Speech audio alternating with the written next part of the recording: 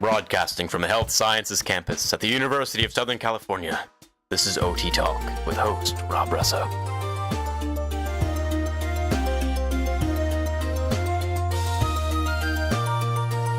Hello, everyone, and welcome to the very first episode of OT Talk.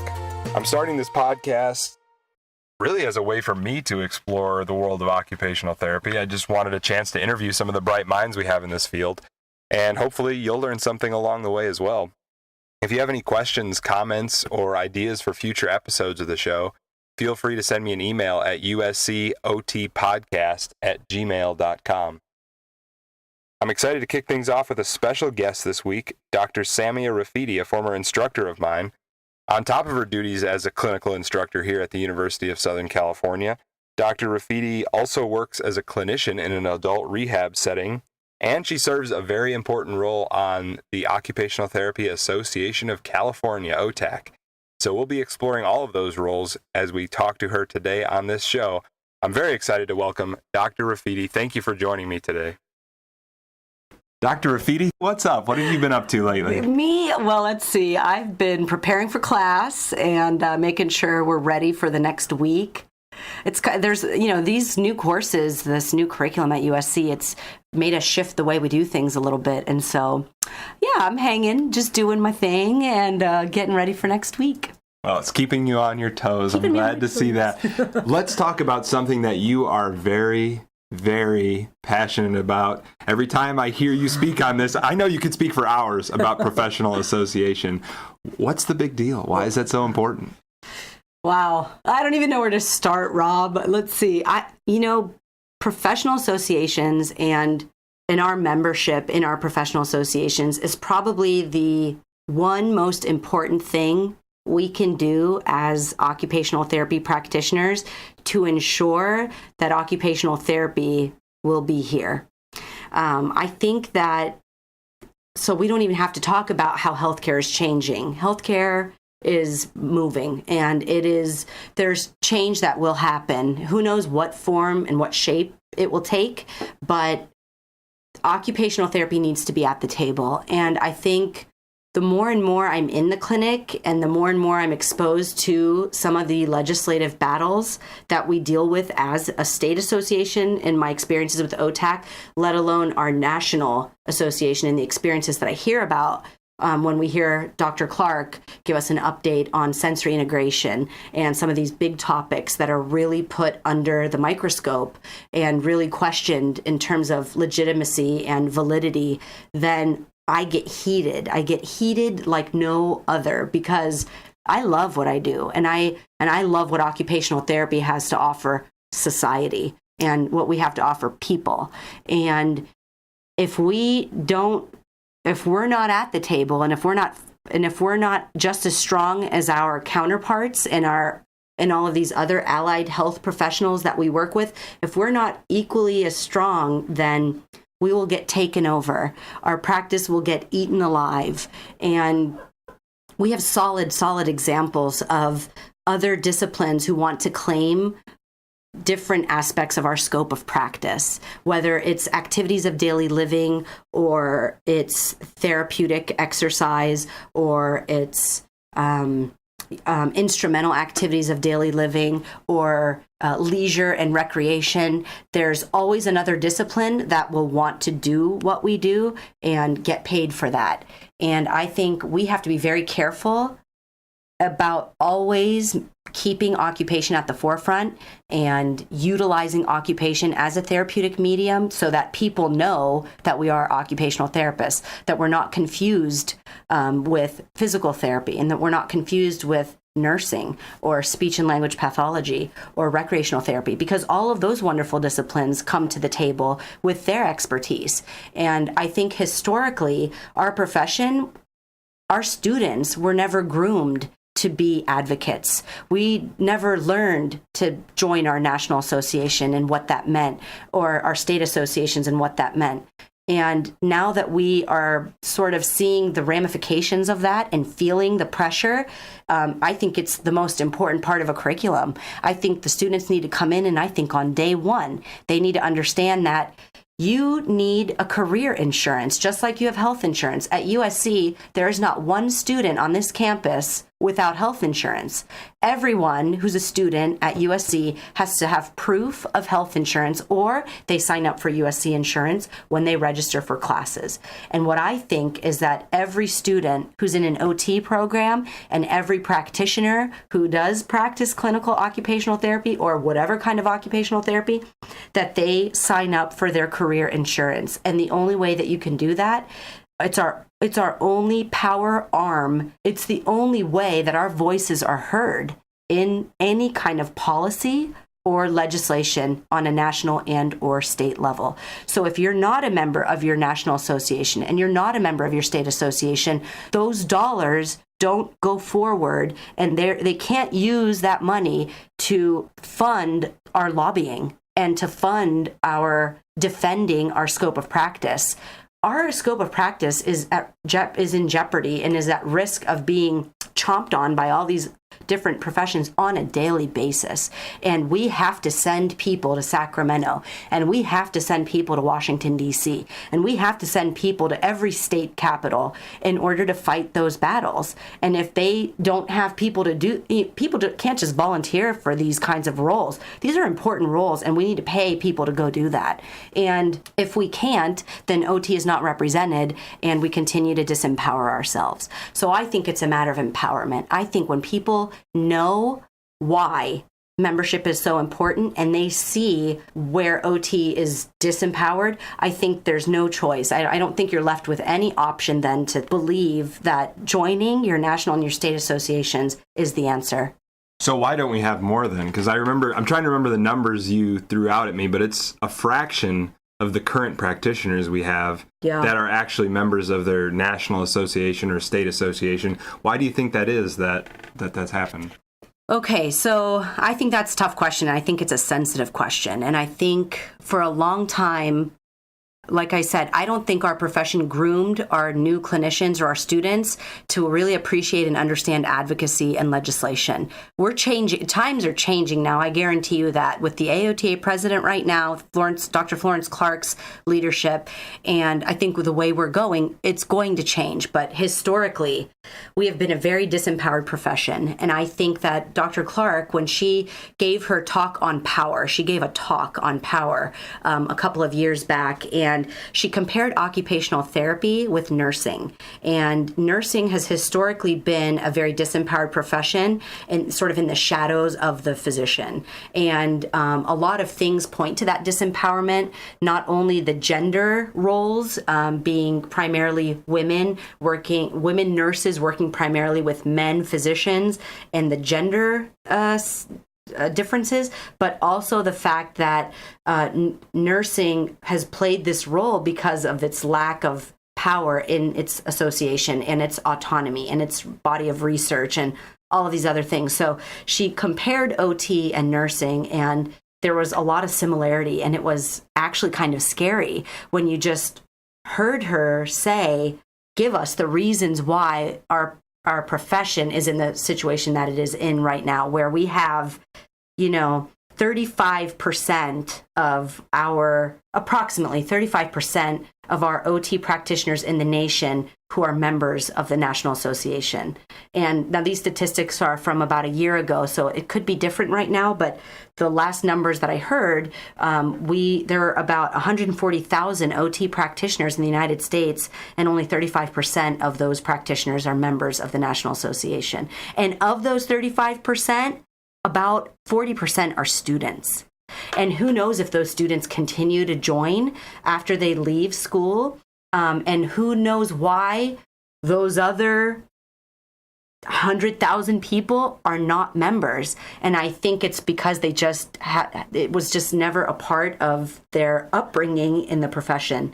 And then in the same breath with OTAC, with the Occupational Therapy Association of California, again, my statistics coming from a year ago, we have only about 12 to 15% of our practitioners in the state who are members of our state association. And about 7% of that number are COTAs, are certified occupational therapy assistants, and about 12% occupational therapists. So I don't have the student numbers in front of me, but that is directly correlated with the amount of representation that we have in our state and in our country. And according to a source that I just confirmed this with, occupational therapists have 2 lobbyists that go and do the work that we need them to do in our capital, on Capitol Hill. We have 2 lobbyists. And she actually told me that sometimes they can dedicate 0.5.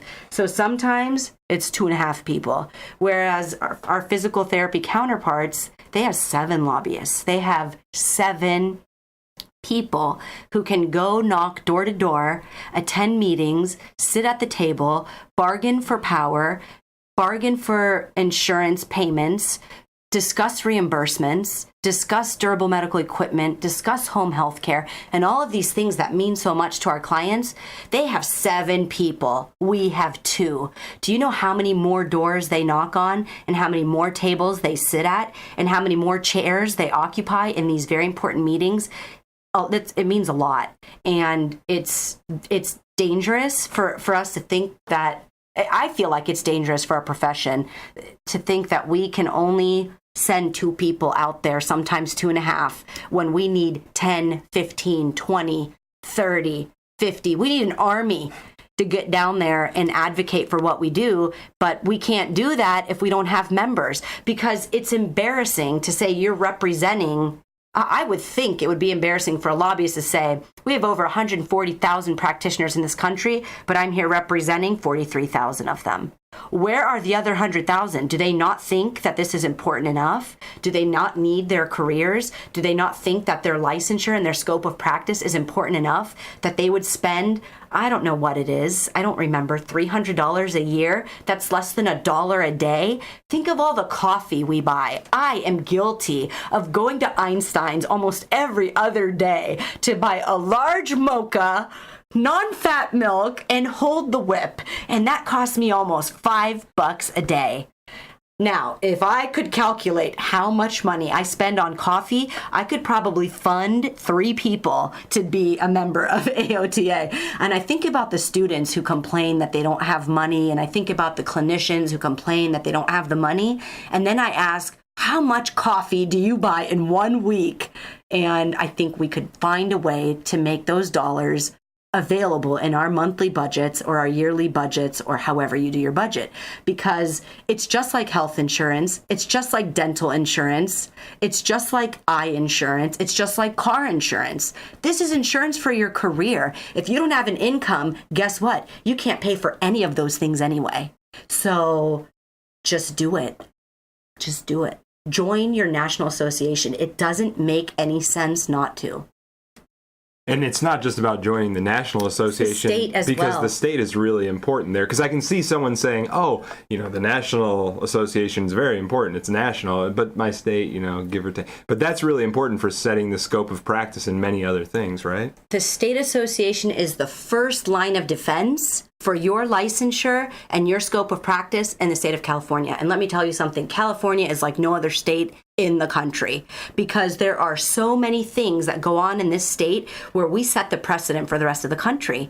So if PT is fighting to get activities of daily living under their scope of practice and it passes in the state of California, guess what's going to happen everywhere else in the country?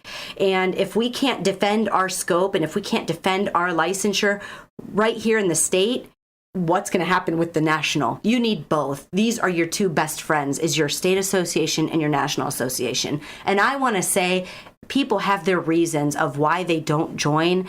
I don't know those reasons. I know people have financial problems. I know people have personal issues. Everyone's got an issue. Everyone's got problems. We're all in the same boat. But if we don't have our jobs, we have a bigger problem.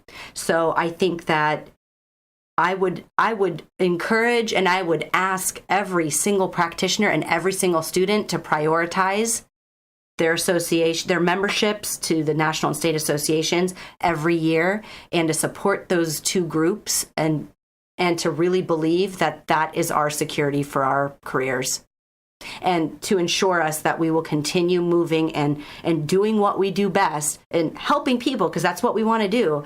Because if we don't have if we don't have our defenses and if we don't have our advocates, then we're in trouble. Yeah, I think it's almost a complete mind shift, because it's easy to see this battle, this political battle, as being, for me especially, it's over my head. I can't get involved in that personally, but this is important for the survival of our practice. So Absolutely. It's something everyone needs to get involved in, regardless of whether the politics of it are beyond what you want to get involved with. Absolutely. And as you mentioned that, I just pulled up a memorandum that was sent to us last year from Chuck Wilmarth, who's the Director of State Affairs and Reimbursement and Regulatory Policy. And it identifies some key issues for each state legislative sessions. And it's just shocking. It'll blow your mind away if you looked at some of these issues and if you looked at some of the scope of practice challenges where we're being challenged by athletic trainers, we're being challenged by behavior analysts, and we're being challenged by physical therapists every day. And everyone's fighting for dollars. And everybody wants to say, we're doing this better, so you should reimburse our services and not those people. Because if another discipline can do it for this much less money, insurance companies are going to all move in that direction, and then we lose. So when we look at these issues, I don't know, I can give you just a few of these issues. It's scary. Athletic trainers, audiologists, behavior analysts, developmental therapists, optometrists who are, optometrists who are doing low vision rehabilitation services could soon take over roles that occupational therapists are doing. Orthotics and prosthetics. Physical therapy, of course, is one very powerful counterpart for us, who we are, I think, constantly experiencing these kinds of challenges with. Recreational therapists, speech and language pathologists, and physicians. And so there's issues, and I have this whole packet, and I don't know that this is the right place for it, but every one of those professions has a scope of practice challenge, and we've got to meet it. And we can't do that unless we can send someone to Sacramento, unless we can send someone to Capitol Hill. And we can't do that unless people are members of the state and national associations.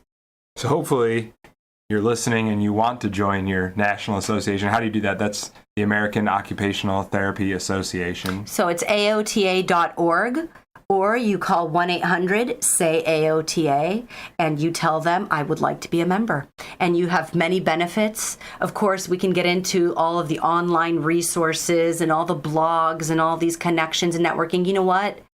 You can do that anywhere. That's not even where the marketing needs to go anymore. The marketing needs to simply be, if you care about your career and if you care about your professional future, you will join AOTA, because this is the only assurance that you have that we will continue to exist and be powerful in healthcare. So all that's pretty serious, but give us one hope. Give us some optimism for the future. Why should we have optimism for the future of occupational therapy? Optimism for the future. You don't have to ask an OT about optimism, because it pours out of our ears and our noses and any other orifice you want to talk about.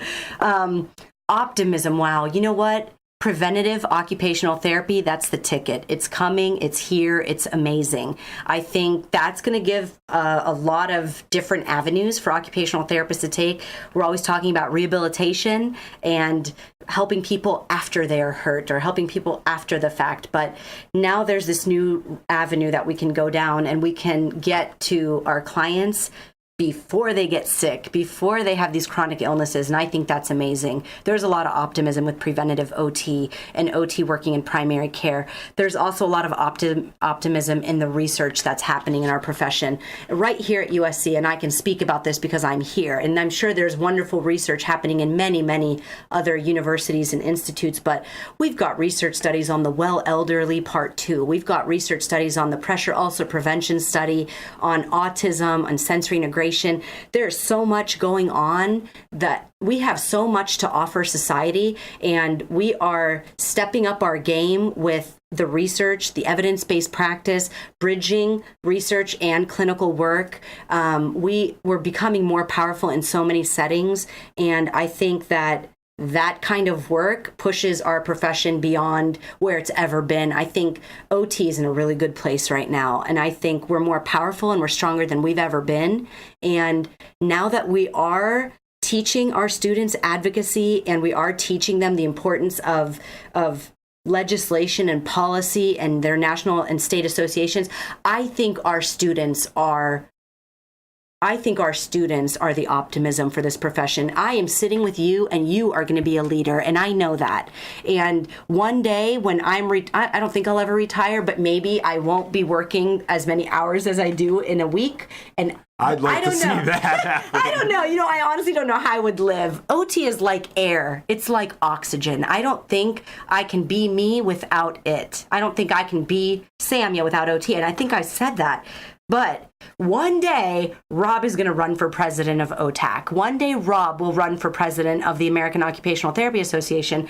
And I want to be sure to be on Rob's side. And I want to be sure that every student that sits in my classroom and every student that sits in any classroom at this university that is in occupational therapy understands that importance and realizes that they influence the people around them, and that when they get out in those clinics, they're advocating and they're fighting hard for their patients, and they're writing letters to the insurance companies about why this person needs a transfer tub bench or this kind of splint, or that they're pushing to get hired at a pediatric clinic because they are the ones that truly do sensory integration, and that they can stand up for their practice and defend their scope, and that they will be our leaders. And so my optimism is every student now needs to know these things, and shame on us, shame on my generation and the generation before me that didn't make sure that that was the case.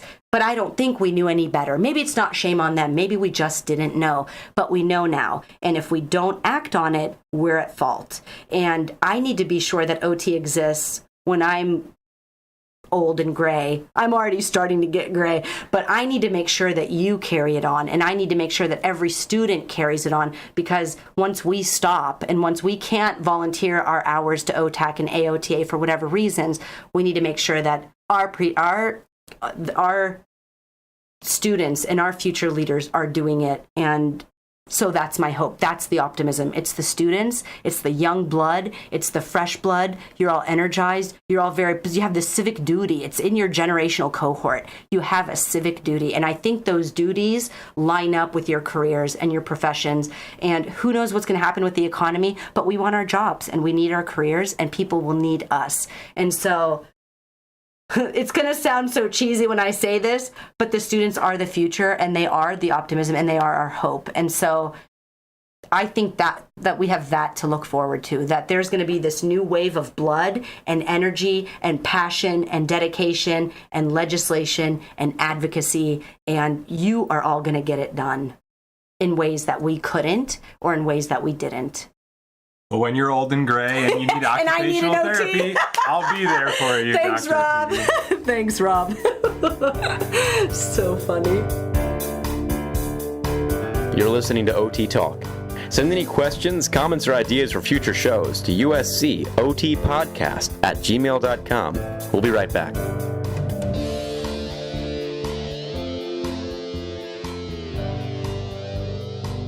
We know you as a teacher, as a clinical professor here at the University of Southern California, but let's go into the setting, the practice setting that you have experience in. Kind of describe where you came from with that and what kind of current experience you have with that. Sure. I started out working in an acute care hospital in Cincinnati. That was one of my first OT jobs, and I used to run around onto the medical surgical floors and provide services for people who were in the hospital for whatever reasons. I would see people who were recovering from strokes, brain injury, spinal cord injury, people who had general debility because of pneumonia or sepsis, some kind of infection.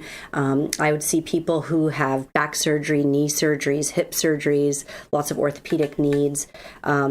Anyone who went to the hospital. So that was one area in the hospital where I worked. I also covered outpatients, and I would see a lot of people who had needs for hand therapy and upper extremity management, a lot of strengthening, range of motion, edema management, scar management.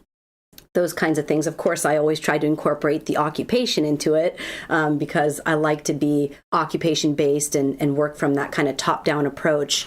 But sometimes you fall into those biomechanical, we got to do these exercises and all these reps. But I was reminded by a PT that I was dating at the time. He used to ask me, yeah, OTs and PTs sometimes date. I was reminded by this PT, it was funny because he's like, all right, Sam, so what's the difference between PT and OT? Because what you're doing in there is exactly what I would do. And that's when I thought, dum, dum, dum. Like the age-old question of what's the difference between PT and OT? And I said, because I do occupation. And he's like, no, Sam, you really look like me in there. And so that's when I really had to change how I did things and make sure that it looked like occupational therapy, where we were doing meaningful activities and occupations and not just exercise. So I did a lot of that. And I also covered in the acute rehab unit, where 3 hours of therapy are given to patients 5 days a week. And that's a little more intensive therapies for people. And some of the primary patients who we saw had diagnoses like stroke, brain injury, amputation, spinal cord injury, who really needed intensive therapy before going home. So I would cover on that unit every once in a while. I felt like that was a really nice place to start as a new clinician, because you get a taste of just about everything. And then I worked at a nursing home for a while in Cincinnati. And I also used to work on the psych unit. I used to cover the psych unit. And so I got a little taste of mental health. Of course, there's always mental health in everything you do. I think that's never something that's excluded, but it was a psych unit and I did some running around there too. So that's kind of where I got started. And I just fell in love with the adult rehab population and stuck with it pretty much. I feel very comfortable in that setting. I really enjoy going to continuing education courses, learning more about evaluations, assessments, intervention approaches. I do have my certified brain injury specialty certification, which is very cool. And I'm hoping to get more under my belt because I think the more you can have those kinds of specialty intervention approaches, the more marketable you are. And I think you can work just about anywhere and feel very confident in your skills. I think that's one thing for new grads is sometimes they don't feel very confident in their skills. So having extra training, extra mentoring, extra certification, I think really helps. And that helped me a lot when I was first getting started. So at this point in my career, so ever since then, it's always been adults and older adults. But at this point in my career, because I'm on the faculty here full time, I work as a per diem clinician at Good Samaritan Hospital downtown. And that's primarily acute care inpatient hospital, where I work with folks who are in the hospital for short amounts of time. Unfortunately, our rehab unit and our skilled nursing unit closed because of financial reasons. And so we don't have as many patient needs and the staff needs. And so I don't work as much, but I'm hoping to continue doing my per diem therapy while I'm teaching, because I don't think that I could teach clinical occupational therapy without practicing it.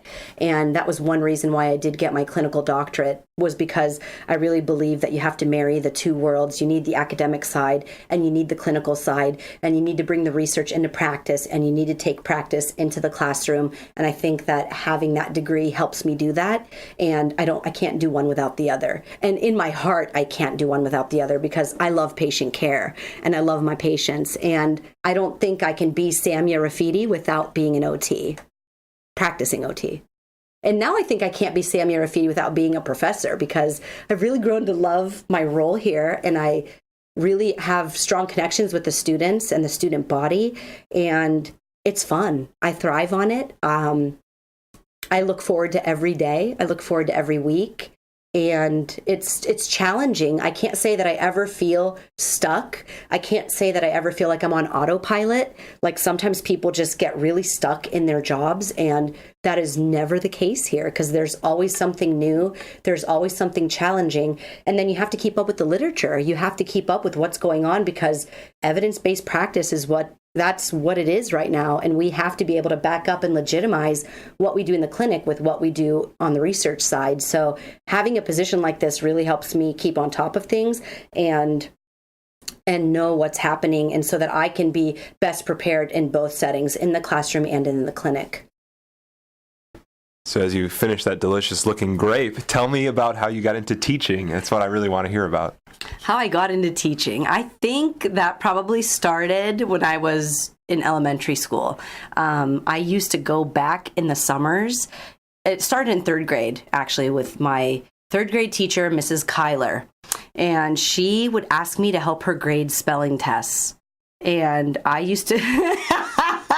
You're laughing and it's making me laugh.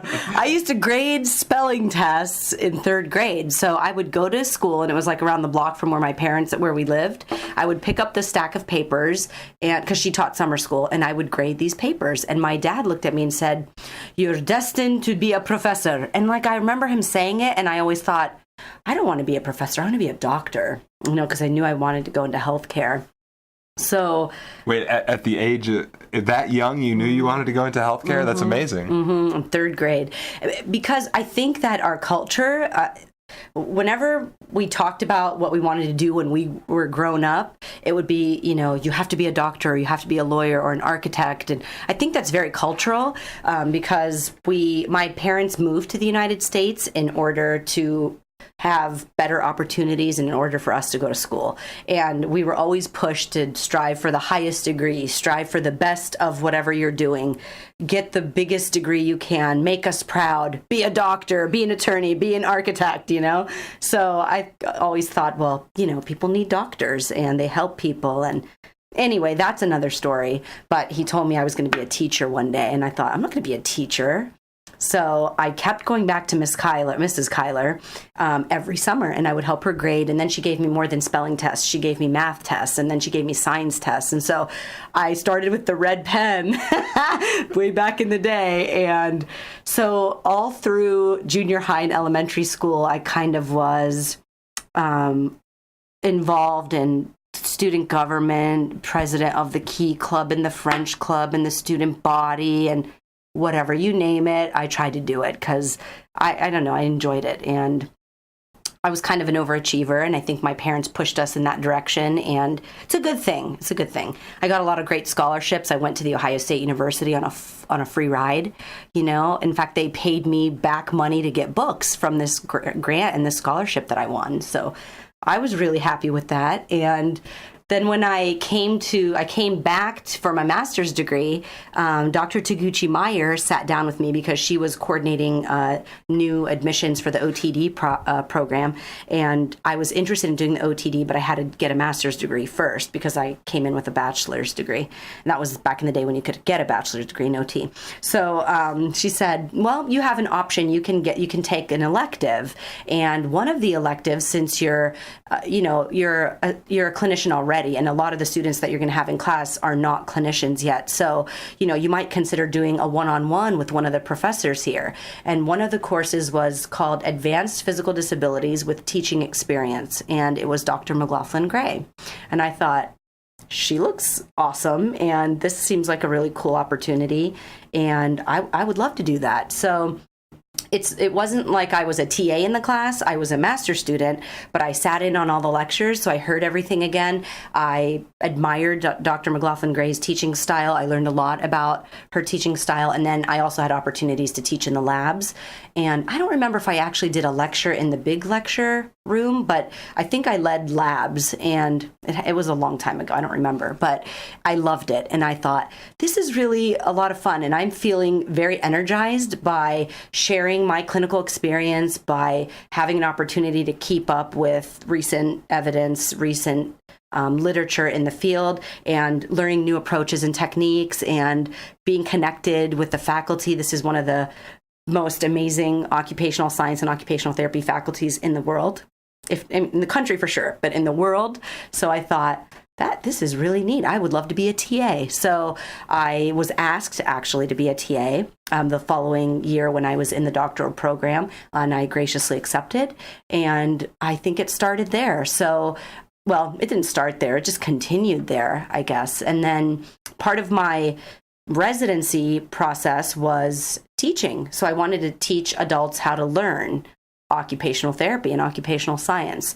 And that became my residency. I was one of the first doctoral residents in this department to do a track in education. So I studied curriculum design, I studied teaching pedagogy, and I studied outcomes and how to measure a student's understanding and knowledge. And it was great because I took a course, a one-on-one course with the director of medical education who was here at the time. And I just met with him in his office once a week. And we talked about how to write objectives for each week, how to create a syllabus, how to create learning modules, and then how to measure and assess the student's knowledge. And it was probably one of the best experiences of my career. And then for my residency, I taught a course at the Ohio State. I developed a course and then taught it at the Ohio State University, which they still, they wanted to hold on to the syllabus, and they asked if they could keep the course there. And I was like, heck yeah, as long as my name's still on it. And then I taught there for that one quarter. They were on quarter systems. And then when I moved to Towson, I applied for an adjunct faculty position, and I taught 2 different courses there, one for the undergrads in health and leisure, which was a lot of fun, and then another course on standardized assessment tools in the OT program. And it was an evening course, so I worked full-time at the hospital and then ran to Towson University in the evenings. That was like my dream job, to work in the hospital full-time and then have that teaching in the evenings. I was totally in flow. It was great. And then I met my husband. Well, we were dating at the time, and he knew he had to come back out here for his residency. So I emailed Dr. McLaughlin Gray, and I asked her, would there be any opportunities to teach at USC if I would move back to LA? If this relationship was going to go further, I'd probably get married to the guy, and I'd be back in LA. Well, sure enough, they wanted me to apply for the full-time faculty position that was open. And so now I teach the adult rehabilitation and geriatrics course, and I teach kinesiology to the juniors and to the students who come in the summer, as you know. Well, that's a very sort of acclaimed background, things that you went through to become a professor. It seems very elaborate. What kind of advice would you give someone who's either thinking about going back for an OTD, who wants to be a teacher someday? Yeah. What kind of advice can you give based on your history? Sure. I would say that the more you can be present in a classroom and the more that you can learn from really sharp clinicians, take those opportunities, do it.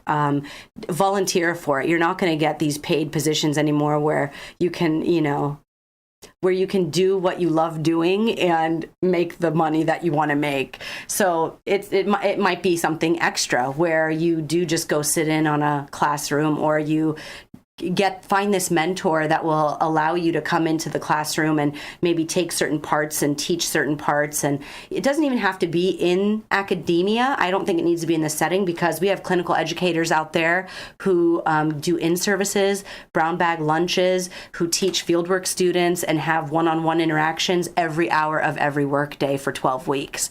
So take those opportunities to be fieldwork educators. We need fieldwork educators. Go to continuing education courses. Network at OTAC conference or AOTA conferences. Join the special interest section. There's a special interest section at AOTA for people in education and academia. But I think it could be something that you do in the classroom or in the clinic. And I think it's very, very important in both settings. Nice. So yeah, finding those opportunities, I think, is a great start. And finding a mentor, someone you can learn from and someone that will help you put the pieces together, and someone who could be a role model, who you could look at and say, I want to be just like that person when I grow up, when I have my own classroom. And I think that's a really important place to start. And for you, having the teacher position, but also getting to still practice in a hospital is a big part of being the teacher and keeping up with the current education. Absolutely. And I think that if you can bring those two worlds together, you become a stronger clinician and a stronger educator. I recently bumped into one of my colleagues from a hospital where I worked, and she said, I know what I'm doing in the clinic, and I have the movements and I have the skill in the clinic, but I can't put the words to it because I've lost that ability because I haven't been in a classroom for so long. So I think it's important that you kind of try to bring both worlds together. And that's why I actually think the OTD is a brilliant degree, because it bridges the clinic and the classroom and sort of marries the two very nicely. Let's talk more about clinical experience. What kind of advice would you give to someone who's just getting started, just graduated, just passed their test, and now they're out in the big world of occupational therapy. What's your advice as an experienced clinician? Okay, my advice, where do I even start? I would have a lot of advice for a new grad, but I think the first most important thing is to make sure you're an AOTA member. The second thing I would say is make sure you are a member of your state association, whatever state you live and work in. My third thing would be latch on to the seasoned clinicians at your place of employment and just learn. Ask them if you can do co-treats. Ask them if you could sit in and watch when they're treating a very complex patient. Ask if you can have a hand with this really difficult case that you're kind of stuck with and you're not sure which direction to go. Be mentored. Don't shy away from learning from people who have experience or that are more seasoned. I oftentimes see in the clinic, like, people are just running around and they're really frantic about getting their caseload finished, and they've got all these people and all these notes, and all of a sudden you forget what you're doing there. It's like, hey, you're here to help people get better, but you're also here to be a better clinician. And I think that, unfortunately, with the way that healthcare is changing right now, a lot of time and energy is not devoted to continuing education. And a lot of employers no longer will pay for continuing education like they used to. They used to allot $1,000 a quarter or a semester or a year, whatever it was, for any CEUs, continuing education units that you wanted. We'll pay for it. And then come back and show us what you learned and implement it here. So we used to get a lot of continuing education dollars. And right now, I don't know that anyone offers that anymore. So I would say get the hands-on experiences that you can from the OTs that work there, from the PTs that work there, from the speech therapists that work there. Learn from the nurses, learn from the doctors, learn from the interdisciplinary team, because that's the name of the game these days. And if you don't have those kinds of relationships and those kinds of communications with people you work with, you're not going to really enjoy what you do. You're not going to enjoy your work. I think you have to establish really good relationships where you work. And I think the best way to do that is to get to know people and to have people get to know you. Go to happy hour with them, go for a walk at lunchtime.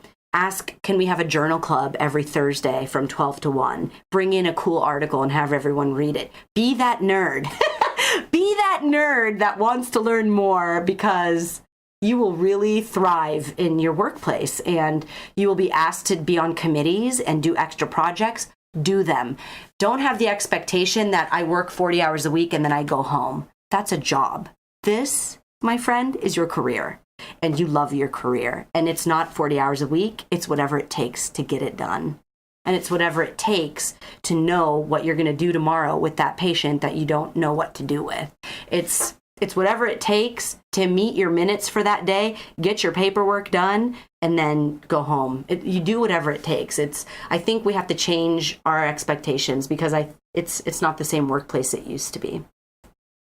Did I answer your question? I'd say so. Yeah, and stay connected. Go to conference. Come back for these continuing education, courses or workshops. Go to the symposiums. Go to the legislative receptions. Get involved. Get connected, and that's how we become more powerful. And I don't know how to survive without doing those things. I think this is what we need to do in order to survive. Does that kind of go hand in hand with what you would say to someone who's been in the practice for longer? A lot of times we address people who are just getting into occupational therapy practice, but what about someone who's been around for 8 or 10 years and they kind of find themselves getting into a rut, as I think is probably common in the practice? Yeah. What is some advice you can give to them as someone who's kind of been through that phase yourself? Yeah. I think when I found myself being in a rut, I went back to school and got a master's degree. And that's what was sort of my catalyst to come back to school. I felt burnt out. I felt fried in my acute inpatient hospital setting. I felt like I wasn't sure what OT's role was on a team in the hospital. And I felt really lost, and I wasn't sure I wanted to stay in occupational therapy. Boy, was I completely, I was in another world. And I feel like, because I sort of shifted gears and became a student again, that it sort of rejuvenated my passion for what I was doing. And then I started to understand more the reasons why I was doing the kinds of interventions that I was doing versus just going in and doing ADLs or, helping someone brush their teeth and put their pants on in the hospital and not really making a connection between how that's so important for a person's well-being and health. And I think going back to school and learning more about occupational science was my saving grace. I would say for a burnt out, seasoned clinician, either switch practice settings or go back to school. Go to conference, go to AOTA conference, go to a specialty conference. Like there's a specialty conference this weekend in San Antonio on, it's for post-traumatic stress disorders and veterans who are returning with spinal cord injury and amputations. And it's just for that population of clients. So I think there are specialty conferences all over. There's, you could find specialty conferences for autism, for spinal cord injury, for brain injury, you name it, it's out there. Seek out those opportunities. Challenge yourself in a different way. If you've been a staff clinician, apply for a supervisor. Become management. Take on a fieldwork student. Do some continuing education courses online. Do a destination course. Go to Hawaii and learn myofascial release. There's so many opportunities to do so many cool things. Get involved with your state association. I think that was also something that helped me when I moved to California. I didn't know many people. I think I knew my old professors, my former professors, and I knew some students that still lived in the area that I'd gone to school with. But when I joined OTAC, I met a lot of amazing people, and I now have a larger circle of OT friends, and I'm more connected and networked with them, and it's given me a different challenge. And now I challenge my students and I say, hey, this is what OTAC's doing for me. Why don't you give it a shot and see what you think and get involved and stay involved. So I think that when you find that you're in a rut, find another challenge, because you're on autopilot, and sometimes autopilot's unhealthy. I mean, I had a friend who fell asleep once when he was behind the wheel. He was on autopilot and he fell asleep and he got into a car accident. So avoid the car accident, get out of autopilot, be alert, be on your game, challenge yourself in different ways. And hopefully you'll find that sort of refreshing course or that experience or that interaction you had with that one person, and you'll move into something new. I think OT is very cool that way, because if you are in adults and rehab and the geriatric scene, you can completely switch and go to the opposite end of the lifespan and work with the little people. And if the little people aren't the thing for you, then go ahead and get into mental health. And if mental health isn't your thing, you can work at the zoo. If the zoo is not, animals need meaningful occupation too, and so you can market, an OT can market him or herself in just about any arena under the sun. You just have to know how to market your skills and then how to use your skills to fit that setting. I think OTs can work just about anywhere. Everybody needs an OT. Well, and isn't that what occupational therapy is all about, really, is staying engaged and staying stimulated? So it's important to remember to keep that in mind for yourself and not just for your clients, right? I mean, we're the toughest people to practice what we preach. But yeah, when you are engaged in meaningful occupation or meaningful activity, you stay happier and healthier for a longer period of time. And so if you're finding yourself unhappy where you are, make a change. Go through the trans-theoretical model of change. Analyze your behaviors. Why are you not happy? And how can you move in a different direction? And I think that's important. I think you're right. You make a really good point. You have to be happy in what you're doing. And most OTs, I would say 99.9% of OTs I've ever met are so happy with their job, with their careers. They love what they do on a day-to-day basis. And if you're finding that you're not feeling that way, make a change. And it's great that there's so many places to choose from and so many different things, like you said, so many different places you can get involved. There really are. There's no excuse. You can find something if you look and if you try and if you want it.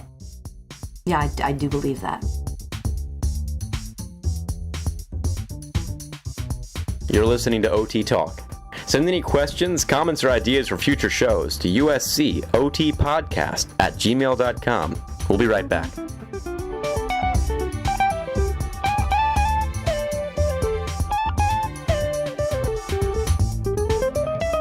Well, we talked a little bit about your work and teaching, but take us to your house. What's your home life like? And I understand you have a new son. How has that affected your practice? Sure. So I'm married. I got married in 2008, and my spouse is a physician. So that's been interesting because he's always telling me things from a medical model kind of perspective, and I'm more on the rehabilitation social model almost perspective. And so he's learned a lot from me, and I've learned a lot from him, but he's probably the most informed physician on occupational therapy that you would ever meet. And he understands that it's not just PT/OT, that we're a different profession than physical therapy, because I think a lot of times physicians in acute care hospitals really don't get it. So they'll just order PT/OT and then think that, oh, the person can walk, they can go home. So my husband totally gets it now, and he actually will write orders like occupational therapy for lifestyle redesign on his chart, and then he'll say, but nobody gets it. So that's been really an interesting dynamic in our marriage, because we both are healthcare professionals coming from two different sides of the spectrum. And then, yes, you are correct. I have an 8.5-month-old son named Dean.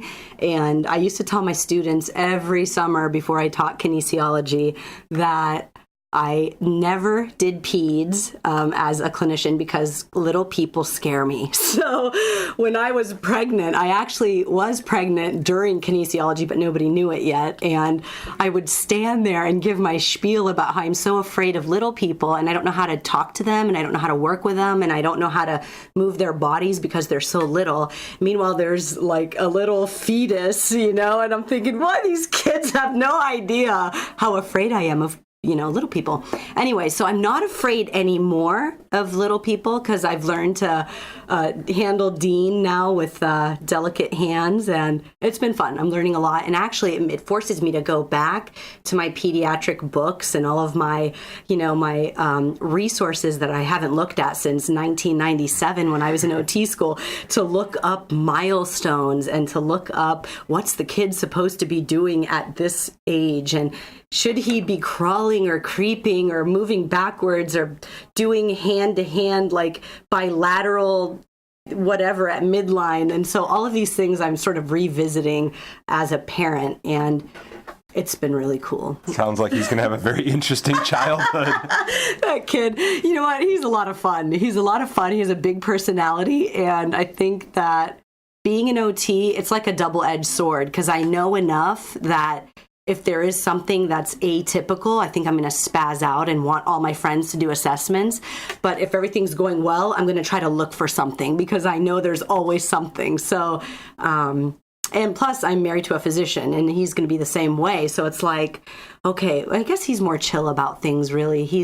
Don't worry about it. He's a kid. Kids change. And I'm like, wait a second, though. He hasn't had a bowel movement in 3 days. That's not normal. So the kid is going to have an interesting upbringing, that's for sure. But it's been fun. And he's enriched my life, I think, in another way, where I'm totally interested now in sensory integration and feeding strategies and sitting positions for meal times. And I think of a lot of things that I've never thought about in this way, because there's a third person at the table now. Has that impacted your practice in rehabilitation at all? I can't say that it's changed, it's impacted the way that I practice, but I think if I know that a person is a mother, or I know if a person's a father, that I think about different things now in terms of what their daily routines might be, or what their roles are, or how they do their day-to-day activities, because I know I can't just sleep in until 6:30 and be out the door by 6:45 anymore. It's like, you got to get up at 5:30, get the kids bottles, get his diaper bag, make sure he's changed and in his clothes. So I think that I have a different kind of respect for parents. And if my clients are parents, I feel like I might look at their daily habits and their routines. And when I'm taking an occupational history, I think it really impacts how I think of their plan of care and what they might need when they go home. Well, you're a very busy woman. How do you balance all of the commitments between OTAC and your work and your home life? How do you balance all of that successfully? I wouldn't say successfully. You know what? I think OT is sometimes really funny about this balance of work, rest, and play, because we're the first group of people who don't practice what we preach. I would like to say that I try really hard to have a balance, but sometimes I think my work is my leisure, because I really enjoy my work. So I don't know how to answer that question. I do what I have to do for work every day, and I make sure that I'm ready for the next day. And if that means I'm up till 2 a.m. or 3 a.m, that's what happens. But it's pure adrenaline at that point. It's not like I'm dragging or like miserable. It's exciting for me, and I'm with all of my resources, especially with kinesiology. I'm like, wait a minute, there's another book I need to look up. And so I think that it's that adrenaline and it's that passion that sort of makes your work and your leisure almost that slash, like work/leisure, not comma. But I do love to hang out with my kid. Now, I feel awful when I'm at my computer doing emails and he's sitting on the floor doing all these goo-goos and gagas, and I'm like, wait, I have 15 more emails.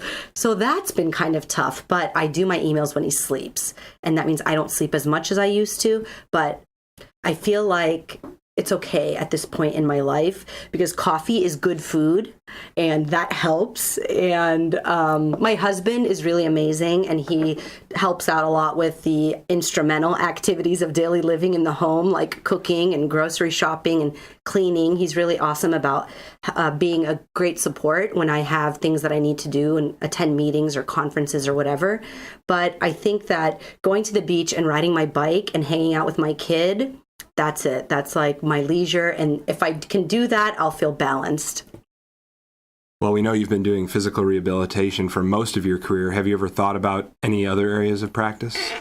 Yeah, I think recently, aside from having Dean and then kind of being interested in the pediatric area, I don't know that I could ever do peds, but so recently I've had an itch to sort of learn more about primary care and occupational therapy's role in primary care. We're hearing more and more about how there's these collaborations where wouldn't it be amazing if you went to the doctor and if you did say, I'll just give you an example. And so you went to the doctor and they take your blood pressure. You've gone to a primary care doctor, and the guy says, you know what, your blood pressure is bordering on hypertensive. You're at 140/90. I'm going to put you on this first line drug, some kind of beta blocker, to try and control your blood pressure. And so in my mind, and in the minds of an OT working in primary care, we'd love to see that instead of putting a person on that beta blocker, why don't you go right next door? There's an OT there, and an OT can do an assessment with you and figure out what you do every day. What are your habits? What are your roles? What are your routines? How do you manage your stress? Do you have kids? Are you married? Do you have a partner? Do you have support at home? Are you in school? Do you have financial problems? So that there's a true analysis and an occupational history that's very thorough.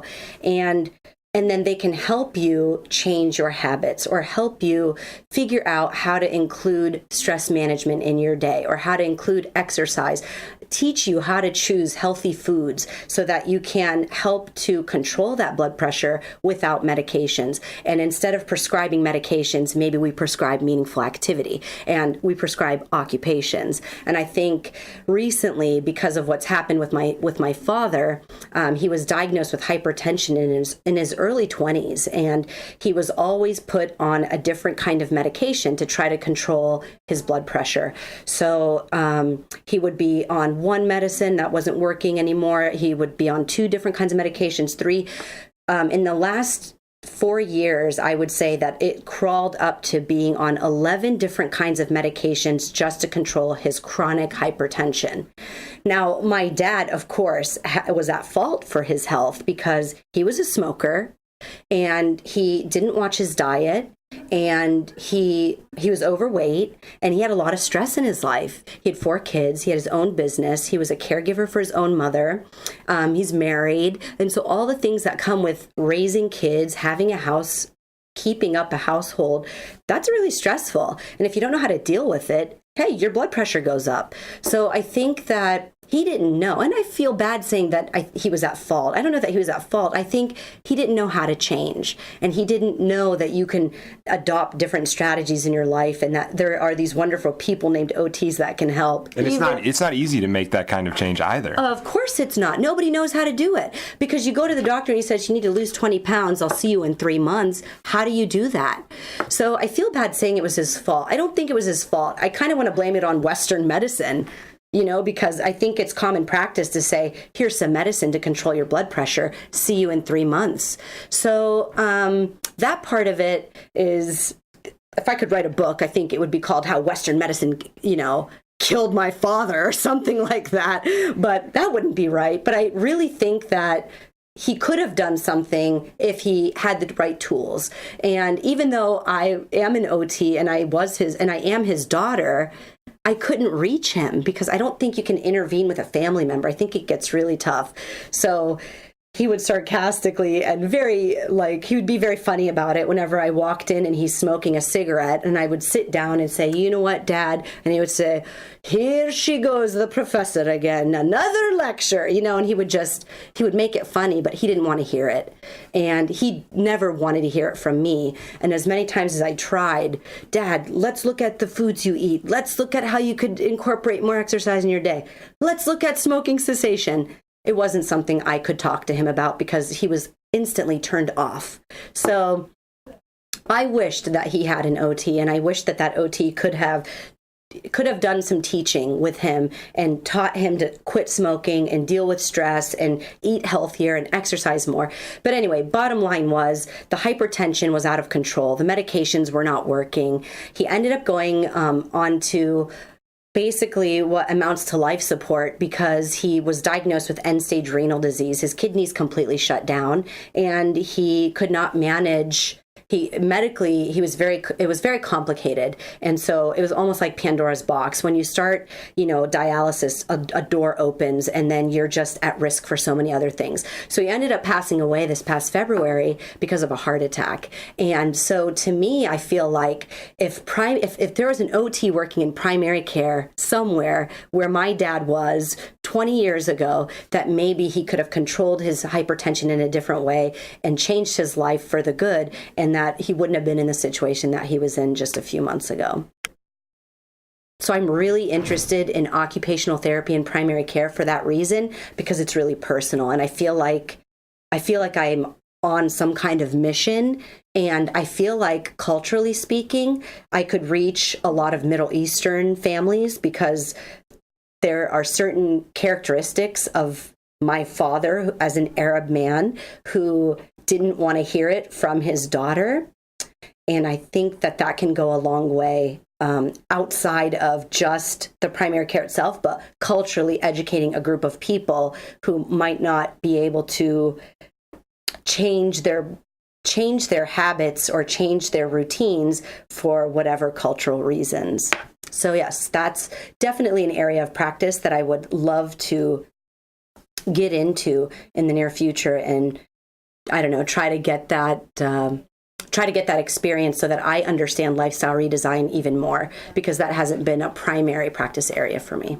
And lifestyle redesign is still kind of in its infancy right now, and there are a lot of difficult factors that it's trying to overcome as it tries to establish itself in the marketplace, really. Absolutely. And I think that, it was developed here at the University of Southern California, and our practitioners at our USC OT faculty practice are implementing lifestyle redesign. And I think some of the bigger programs that we have over there are for weight management and diabetes, but that's not to, and there's also a program for college students and stress management. But it's a program it's an approach that is still sort of in its infancy, still making its way into healthcare settings. And I think primary care would be a beautiful fit for lifestyle redesign. And I know for sure that our clinicians and our administrators are working very hard at creating these collaborations in the LA area.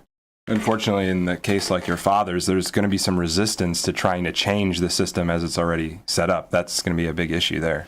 Well, with a person, with people in general, yeah, because it's hard to change habits. But then in a system that's set up like ours in our healthcare systems, it's really difficult to get prevention and preventative measures paid for by insurance companies, because usually they'll pay for after the fact. They'll pay for a splint after you have a contracture. They'll pay for a wheelchair after you have paralysis. They'll pay for things after you need it, and it's always rehabilitation and not prevention. So that needs to change in order for something like lifestyle redesign and preventative occupational therapy to really be put on the map in terms of healthcare in the United States. Is we need to get insurance companies to buy in and pay for it, because private payers are limited. You can't afford this kind of therapy. You can't afford prevention, because we're just barely making ends meet, and especially now after such a recession and people are having financial difficulties, nobody wants to pay for something to prevent, because we're still trying to keep up with what we have to pay for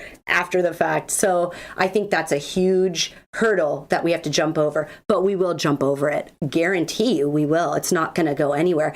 Hopefully with the Affordable Care Act and with things that are being implemented, I'm hoping that preventative OT is something in the forefront, in the center of, all of the excitement, because we're in a prime situation to be doing exactly that, prevention. Well, and that gets back to what we talked about earlier with professional association making our voice as occupational therapists more powerful. Absolutely. And if we had more occupational therapists working on Capitol Hill, and if we had more occupational therapists writing to their Congress people and to the legislation in the state that they lived, if we had our voices heard by more policymakers, and if we were there sitting at the table with these policymakers, then we wouldn't be fighting these fights. And I think we would be in more of these practice settings where you go to the doctor and then you knock on the door right next door to the MD, there's the OT. And I think we can have those collaborations with much more ease if we can impact change in higher systems.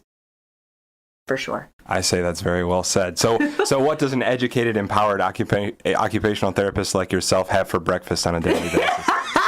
Well, we try to eat healthy. We try to eat healthy and empower ourselves, because we know that you are what you eat. So an empowered OT who does what I do will have some yogurt in the morning with fruit and granola.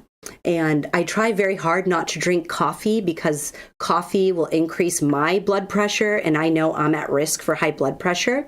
But green tea works well. It gives you the caffeine boost. And I don't know. It gets dangerous in the copy room every once in a while. Someone brings in like the homemade cupcakes or the cookies or little snacks. So you try to have a little piece and move on. But for the most part, it's yogurt and granola and fruit.